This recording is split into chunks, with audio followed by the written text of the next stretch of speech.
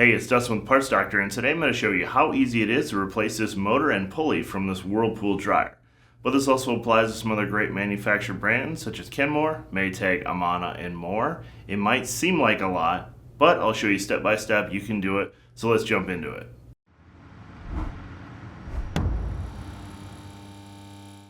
The drum of the dryer rotates with the aid of the motor, drive belt, and drum roller wheels. If your dryer hums, buzzes, or the drum does not rotate, your drive motor may have failed. This motor contains a centrifugal switch that ensures that the dryer only heats when the motor is running at full speed.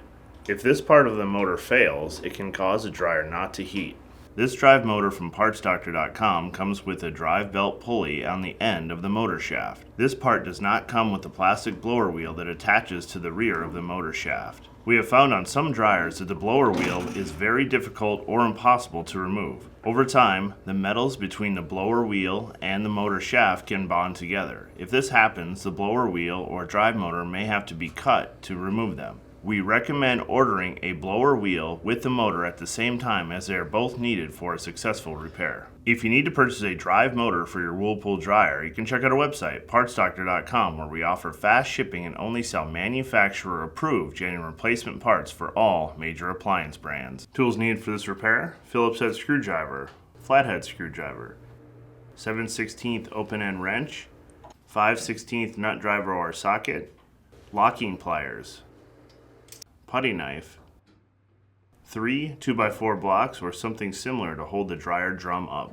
Before working on any appliance, please remember to disconnect it from the power. If you need to move your dryer away from the wall, please disconnect the dryer vent hose on the rear of the machine. Exposed edges on the dryer may be sharp, so consider using gloves and protective clothing. Locate the lint screen and pull the lint screen from the lint chute. Set it aside. Using a Phillips head screwdriver, remove the 2 screws from the lint chute opening.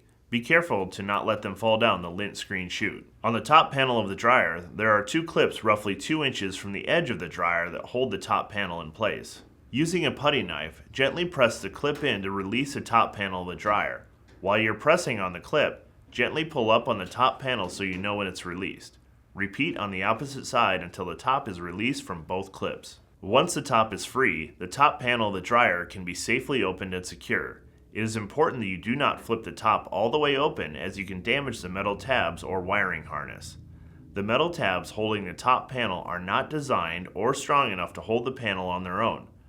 Prop the top panel against a wall or secure it with cord or twine. Locate the door switch wiring connector in the front right corner of the dryer cabinet. Gently use your putty knife to release the locking tab on the door switch wiring harness and pull the 2 connectors apart. Once the top panel is secure and the door switch is disconnected, move on to removing the front panel. There are 2 5/16 screws and 2 slide-in hooks holding the front panel to the cabinet. First, remove the 2 5/16 fasteners with either a nut driver or socket, and be sure not to lose the 2 retaining clips that hold the screws in place. Once both of the top screws are removed, tilt the top of the front panel about 6 inches away from the cabinet and lift to free the panel from the 2 bottom clips. The dryer drum is supported by the front panel, so while you're moving the front panel away, rest the drum against either of the dryer side panels. The metal edges can be sharp, so be careful when working around any exposed edges of the dryer. Now place your support under the dryer drum to hold it in place. We are using these scrap 2x4 blocks to hold the drum while we work. Once the drum is stabilized, you can see where the idler pulley is on the bottom of the dryer cabinet. If your belt and idler pulley are still in place, snap a photo of the belt orientation for reference later. If the drive belt is still attached to the idler pulley, push the idler pulley right towards the motor pulley to release the tension off the drive belt and slide it off the motor pulley. The idler pulley should now be free. If your dryer has multiple slots for the idler pulley to mount in, you'll want to take note on which slot your idler pulley was mounted in. You can use the drive belt to help guide the drum out of the dryer cabinet. Lift the drum and slowly guide it out of the cabinet through the 2 rounded indents in the sides of the dryer cabinet. To remove the motor, the blower fan must be unscrewed from the rear of the motor shaft, disconnected from the wiring connector, and released from the 2 motor clamps. First, remove the rear clamp by placing the flathead screwdriver in either of the metal J-shaped tabs, and then pry the clamp away from the motor mounting tab.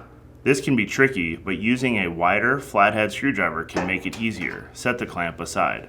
Once the rear clamp is removed, you can see the plastic square nut on the rear of the blower wheel. One option to attempt to remove the blower wheel is to put an adjustable wrench on the plastic nut to hold the blower wheel, while the 7/16 wrench is used to turn the motor shaft. There is a portion of the motor shaft that is flat that allows the wrench to attach to the shaft. The blower fan is attached to the motor shaft with the reverse threaded connection, so you will have to turn the adjustable wrench counterclockwise. The plastic nut on the blower wheel can strip under the force needed to loosen the fan from the motor shaft, so be careful when attempting to turn the adjustable wrench on the blower wheel. Please be advised that we have not seen the best luck with this method. If that method does not work, you can spin the blower fan from the rear of the appliance. To gain access to the blower fan, the back panel and lint chute must first be removed. To do that, remove the 1/4-inch hex head screw from the terminal cover and then the remaining fasteners holding on the back panel. Set both aside. Remove the 4 1/4-inch fasteners from the bottom of the lint chute.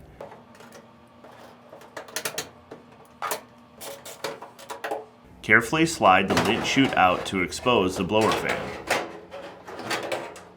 To turn the blower fan by hand, you will need assistance to hold the wrench on the motor shaft. If you do not have anyone to hold the 7/16 wrench, you may have to get creative while trying to keep the wrench on the motor shaft, or use a locking pliers and rotate the shaft so the wrench or pliers are leveraged against the dryer's cabinet.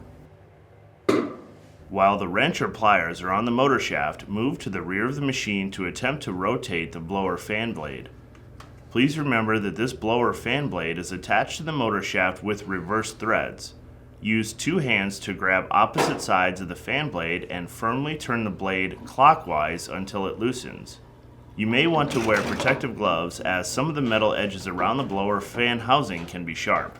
If you cannot loosen the blower fan blade by either one of these methods, there are a couple last-ditch efforts you can use to remove the motor from the dryer.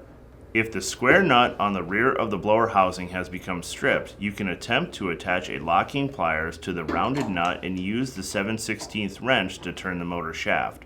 A more time-consuming method is to either use a chisel or a cutoff blade to cut the plastic blower blade from the rear of the machine. This will expose the metal connector on the inside of the blower blade. Once the blade has been cut away, use a locking pliers to grip the connector while turning the motor shaft with the 7/16 wrench.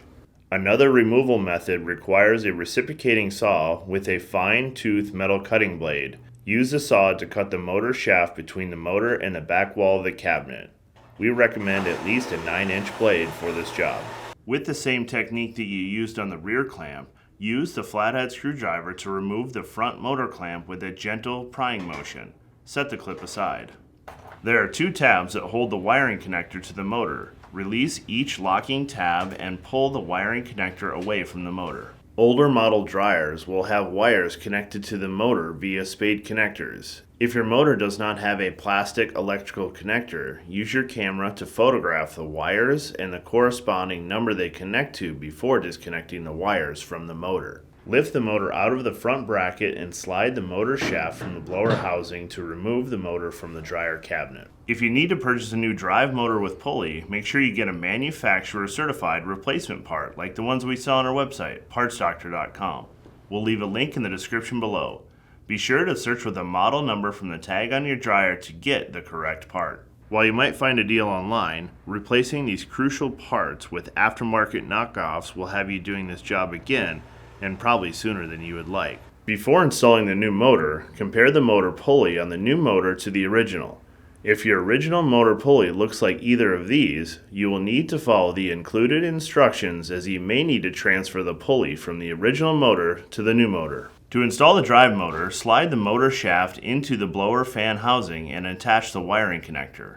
There is a small alignment tab on the bottom of the motor that fits into the small slot on the front motor mount. Be sure to line up the motor before attaching the motor clamps.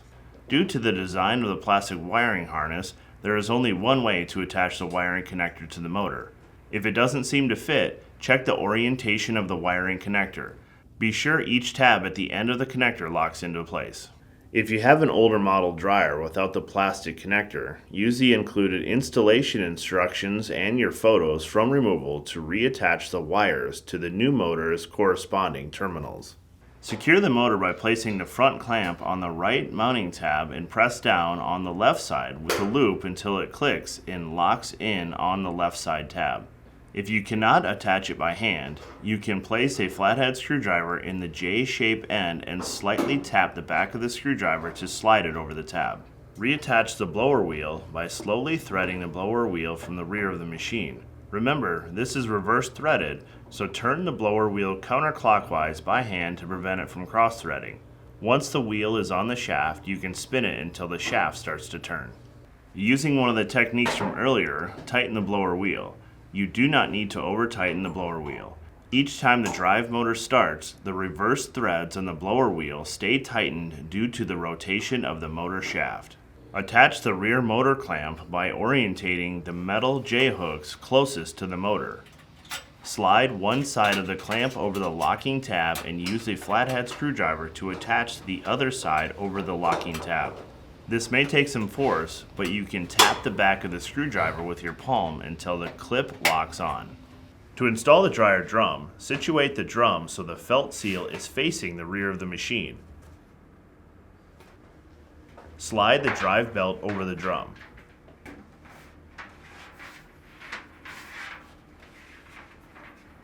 Check to be sure that the drive belt is not twisted or flipped in any spot, and grab the belt and the front of the dryer drum and slowly maneuver it between the side panels into the cabinet. You want to be sure that the felt seal is in the rear when sliding the drum back into place. Slide the drum in and rest the rear of the drum on the two roller wheels at the back of the cabinet. Do a visual check on the right roller wheel to see that it's in the wheel channel.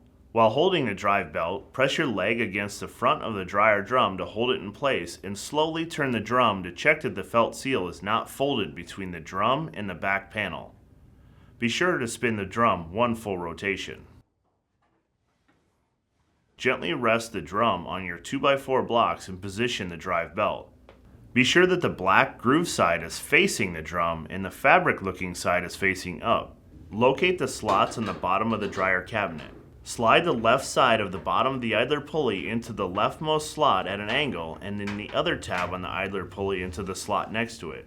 Reach in the opening below the idler pulley wheel and pull the belt through. Apply pressure to the idler pulley towards the motor until you can move the belt onto the motor pulley on the motor shaft. Reference the photo you took earlier if you need help with the belt path. While looking at the drive belt on the idler pulley tensioner, support the front of the drum and slowly turn the drum clockwise. The drum, belt, and motor should all turn when you do this. If your drum does not turn freely, either the belt or idler pulley are installed incorrectly.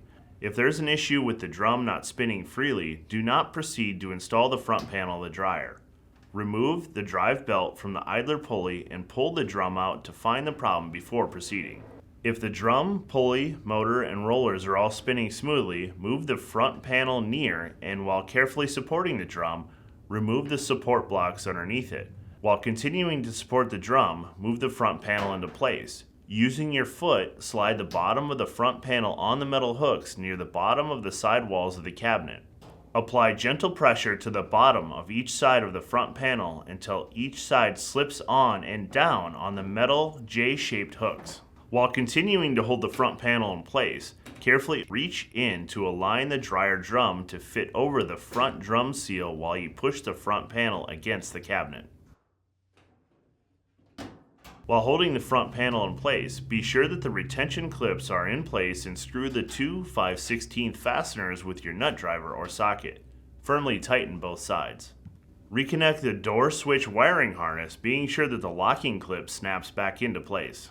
Check the top of the cabinet for any wires that could get pinched when closing the top panel. Slowly close the top panel and firmly snap both sides onto the clips. Replace the two screws near the lint chute. Again, be careful that they do not fall down into the chute. Slide the lint screen into the lint chute opening. Reattach the back panel with the 1/4" hex head screws and reinstall the terminal cover with the fastener on the top of the panel. Well, thanks for watching, and hopefully that your dryer is now well maintained and can last you for years to come. I'm Dustin with Parts Doctor. Until next time, thanks for watching, and we'll see you later.